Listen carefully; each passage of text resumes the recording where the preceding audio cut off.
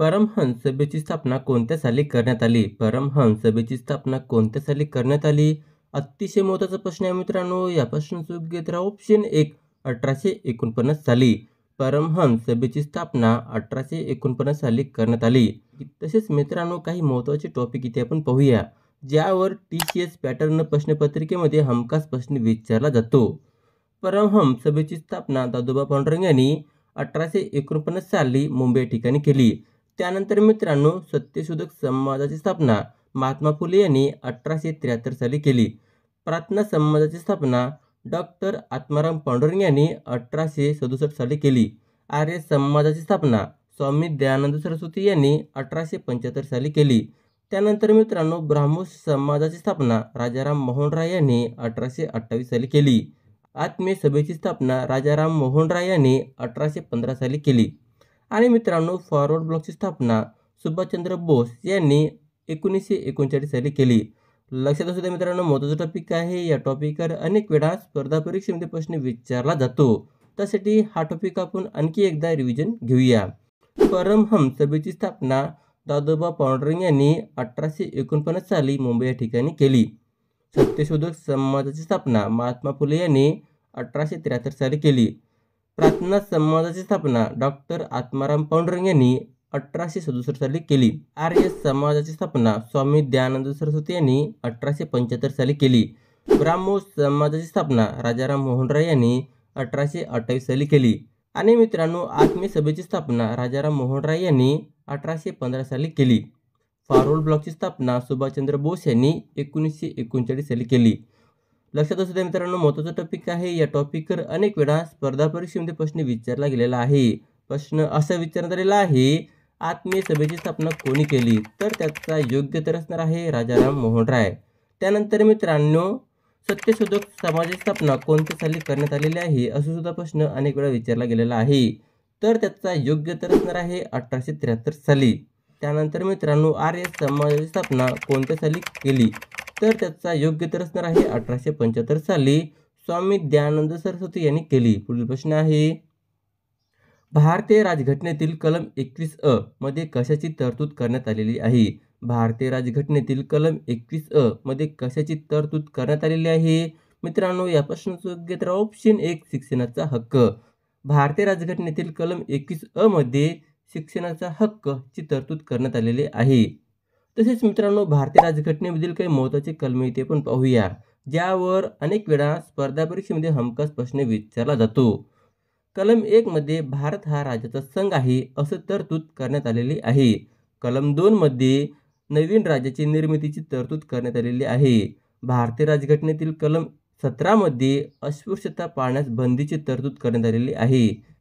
कलम 40 मध्ये ग्रामपंचायतीची तरतूद करण्यात आलेली आहे. आणि मित्रांनो भारतीय राज्यघटनेतील कलम 51 मध्ये मूलभूत कर्तव्याची तरतूद करण्यात आलेली आहे.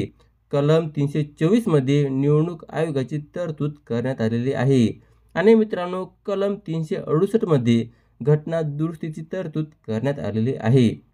मित्रांनो लक्षात असू द्या, महत्त्वाचा टॉपिक आहे. या टॉपिकवर अनेक वेळा MPSCच्या परीक्षेमध्ये सुद्धा प्रश्न विचारला गेलेला आहे. प्रश्न असा विचारण्यात आलेला आहे, निवडणूक आयोगाची तरतूद कोणत्या कलमात केलेली आहे? तर त्याचा योग्य उत्तर असणार आहे कलम 324. त्यानंतर मित्रांनो मूलभूत कर्तव्याची तरतूद भारतीय राज्यघटनेमध्ये कोणत्या कलमात केलेली आहे असं सुद्धा प्रश्न अनेक वेळा विचारला गेलेला आहे. तर त्याचा योग्य उत्तर असणार आहे कलम 51 मध्ये. आणि मित्रांनो भारतीय राज्यघटनेमध्ये ग्रामपंचायतीची तरतूद कोणत्या कलमात केलेली आहे असं सुद्धा प्रश्न अनेक वेळा विचारला गेलेला आहे. तर त्याचा योग्य उत्तर असणार आहे कलम 40 मध्ये. पुढील प्रश्न आहे, भारताचे सध्याचे रेल्वे मंत्री कोण आहेत? भारताचे सध्याचे रेल्वे मंत्री कोण आहेत? मित्रांनो या प्रश्नाचं योग्य उत्तर ऑप्शन 2 अश्विनी वैष्णव. भारताचे सध्याचे रेल्वे मंत्री हे अश्विनी वैष्णव हे आहेत. पुढील प्रश्न आहे, महाराष्ट्र सरकारने मुख्यमंत्री लाडकी बहीण योजनेची सुरुवात कधी केली? महाराष्ट्र सरकारने मुख्यमंत्री लाडकी बहीण योजनेची सुरुवात कधी केली? मित्रांनो या प्रश्नाचं योग्य उत्तर ऑप्शन 1 जुलै 2024 मध्ये. महाराष्ट्र सरकारने मुख्यमंत्री लाडकी बहीण योजनेची सुरुवात जुलै 2024 मध्ये केली. तसेच मित्रांनो मुख्यमंत्री लाडकी बहीण या योजनेबद्दल काही महत्त्वाची माहिती ते पण पाहूया. मुख्यमंत्री लाडकी बहीण योजनेअंतर्गत लाभार्थ्यांना प्रति महिना 1500 रुपये मिळते. आणि मित्रांनो, या योजनेची पात्रता आहे 21 वर्ष ते 65 वर्ष वयोगटातील महिला या योजनेसाठी पात्र असणार आहे. तसेच मित्रांनो, मुख्यमंत्री लाडकी बहीण योजनेची फॉर्म भरण्यासाठी महाराष्ट्र सरकारने नारी शक्ती दूत हे ॲप विकसित केले. लक्षात असू द्या मित्रांनो, महत्त्वाचा टॉपिक आहे. या टॉपिकवर सुद्धा स्पर्धा परीक्षेमध्ये प्रश्न विचारला गेलेला आहे. प्रश्न असा विचारण्यात आलेला आहे, महाराष्ट्र सरकारने मुख्यमंत्री लाडकी बहीण योजनेची पात्रता काय ठेवली आहे?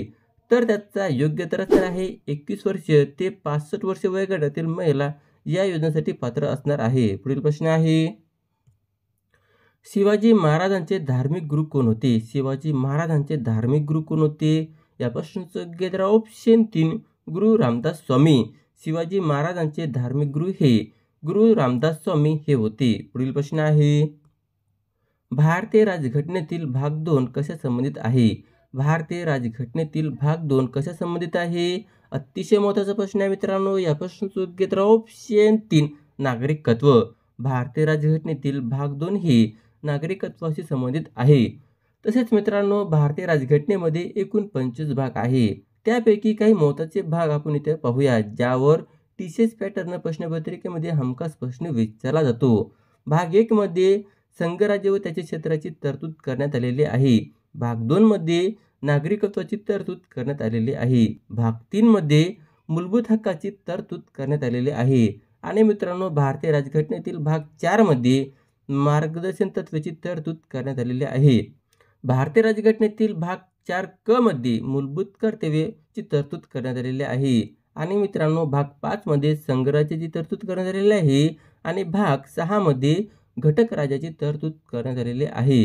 मित्रांनो, लक्षात असू द्या, महत्त्वाचा टॉपिक आहे. या टॉपिकवर सुद्धा अनेक वेळा स्पर्धा परीक्षेमध्ये प्रश्न विचारला गेलेला आहे. प्रश्न असा विचारण्यात आलेला आहे, मूलभूत हक्काची तरतूद भारतीय राज्यघटनेच्या कोणत्या भागमध्ये करण्यात आलेले आहे? तर त्याचा योग्य उत्तर असणार आहे भाग 3 मध्ये. त्यानंतर मित्रांनो, भारतीय राज्यघटनेतील मूलभूत कर्तव्य हे कोणत्या भागमध्ये करण्यात आलेले आहे असं सुद्धा प्रश्न विचारला गेलेला आहे. तर त्याचा योग्य उत्तर असणार आहे भाग 4 क मध्ये. आणि मित्रांनो, भारतीय राज्यघटनेमध्ये एकूण किती मूलभूत कर्तव्ये आहेत असं सुद्धा प्रश्न अनेक वेळा MPSCच्या परीक्षेमध्ये सुद्धा विचारला गेलेला आहे. तर त्याचा योग्य उत्तर असणार आहे एकूण 11 मूलभूत कर्तव्ये. पुढील प्रश्न आहे, सातपुडा पर्वत रांगेतील सर्वात उंच पर्वत कोणता आहे? सातपुडा पर्वत रांगेतील सर्वात उंच पर्वत कोणता आहे? मित्रांनो, या प्रश्नाचं योग्य उत्तर ऑप्शन 3 धुपगड. सातपुडा पर्वत रांगेतील सर्वात उंच पर्वत हे धुपगड आहे. पुढील प्रश्न आहे, पण त्याआधी मित्रांनो, जर तुम्हाला माझा व्हिडिओ आवडला असेल तर नक्कीच व्हिडिओला लाईक करायला विसरू नका. जर तुम्हाला अशाच प्रकारचे व्हिडिओ पाहायचे असल्यास चॅनलला सबस्क्राईब करून घ्या. पुढील प्रश्न आहे, भारतात रेल्वेची सुरुवात कधी झाली? भारतात रेल्वेची सुरुवात कधी झाली? अतिशय महत्त्वाचा प्रश्न आहे मित्रांनो. या प्रश्नाचं योग्य उत्तर ऑप्शन 3 1853 साली. भारतात रेल्वेची सुरुवात ही 1853 साली झाली. तसेच मित्रांनो, लक्षात असू द्या, 16 एप्रिल 1853 रोजी भारतातील पहिली रेल्वे बोरी बंदर म्हणजेच मुंबई ते ठाणे दरम्यान धावली. आणि मित्रांनो, याचे अंतर होते 34 किलोमीटर. लक्षात असू द्या मित्रांनो, महत्त्वाचा टॉपिक आहे. या टॉपिकवर सुद्धा अनेक वेळा टीसीएस पॅटर्न प्रश्नपत्रिकेमध्ये प्रश्न विचारला गेलेला आहे.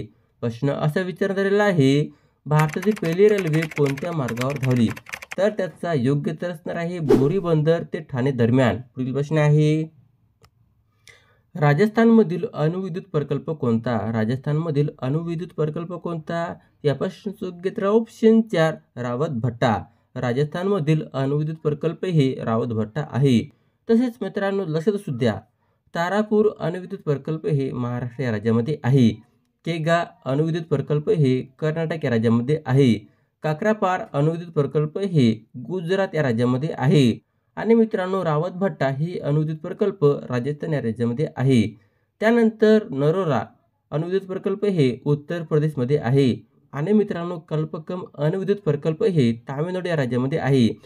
मित्रांनो, लक्षात असू द्या, या टॉपिकवर सुद्धा अनेक वेळा प्रश्न विचारला गेलेला आहे. प्रश्न असा विचारण्यात आलेला आहे, गुजरात या राज्यामध्ये कोणते अणुविद्युत प्रकल्प आहे? तर त्याचा योग्य उत्तर असणार आहे काक्रापार. त्यानंतर मित्रांनो, तारापूर अणुविद्युत प्रकल्प कोणत्या राज्यात आहे असा सुद्धा प्रश्न अनेक वेळा विचारला गेलेला आहे. तर त्याचा योग्य उत्तर असणार आहे महाराष्ट्र या राज्यामध्ये. पुढील प्रश्न आहे, भारतातील सर्वाधिक लांबीची पश्चिम वाहिनी नदी कोणती? भारतातील सर्वाधिक लांबीची पश्चिम वाहिनी नदी कोणती? मित्रांनो, या प्रश्नाचं योग्य उत्तर ऑप्शन 2 नर्मदा. भारतातील सर्वाधिक लांबीची पश्चिम वाहिनी नदी हे नर्मदा नदी आहे. पुढील प्रश्न आहे, द गोल्डन बोट या पुस्तकाचे लेखक कोण आहेत? द गोल्डन बोट या पुस्तकाचे लेखक कोण आहेत? या प्रश्नाचं योग्य उत्तर option 1 Rabindranath Tagore. The golden boat या पुस्तकाचे लेखक रवींद्रनाथ टागोर हे आहे. पुढील प्रश्न आहे, सूर्यप्रकाशात एकूण किती रंग समाविष्ट असतात? सूर्यप्रकाशात एकूण किती रंग समाविष्ट असतात? मित्रांनो, या प्रश्नाचं योग्य उत्तर ऑप्शन 3 7. सूर्यप्रकाशात एकूण 7 रंग समाविष्ट असतात. पुढील प्रश्न आहे, केसाने गळा कापणे या वाक्यप्रकाराचा अर्थ काय होईल? केसाने गळा कापणे या वाक्यप्रकाराचा अर्थ काय होईल? मित्रांनो, या प्रश्नाचं योग्य उत्तर ऑप्शन 4 विश्वासघात करणे. केसाने गळा कापणे या वाक्यप्रकाराचा अर्थ विश्वासघात करणे असा होईल. पुढील प्रश्न आहे, जीवनसत्वाचा शोध कोणत्या शास्त्रज्ञाने लावला? जीवनसत्वाचा शोध कोणत्या शास्त्रज्ञाने लावला? मित्रांनो, या प्रश्नाचं योग्य उत्तर ऑप्शन 3 फुंक. जीवनसत्वाचा शोध फुंक या शास्त्रज्ञाने लावला. पुढील प्रश्न आहे, ए, बी आणि ओ या रक्तगटाचा शोध कोणी लावला? ए, बी आणि ओ या रक्तगटाचा शोध कोणी लावला? मित्रांनो, या प्रश्नाचं योग्य उत्तर ऑप्शन 2 कार्ल लँडस्टॅनर. ए, बी आणि ओ या रक्तगटाचा शोध कार्ल लँडस्टॅनर यांनी लावला. पुढील प्रश्न आहे, अंडी घालणाऱ्या सस्तन प्राणी हे कोणत्या प्राणी वर्गात मोडतात? अंडी घालणाऱ्या सस्तन प्राणी हे कोणत्या प्राणी वर्गात मोडतात?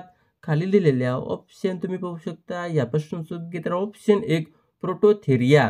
अंडी घालणाऱ्या सस्तन प्राणी हे प्रोटोथेरिया या प्राणी वर्गात मोडतात. अशा प्रकारचा हा व्हिडिओ होता मित्रांनो. जर तुम्हाला माझा व्हिडिओ आवडला असेल तर नक्की चॅनलला सबस्क्राईब करून घ्या.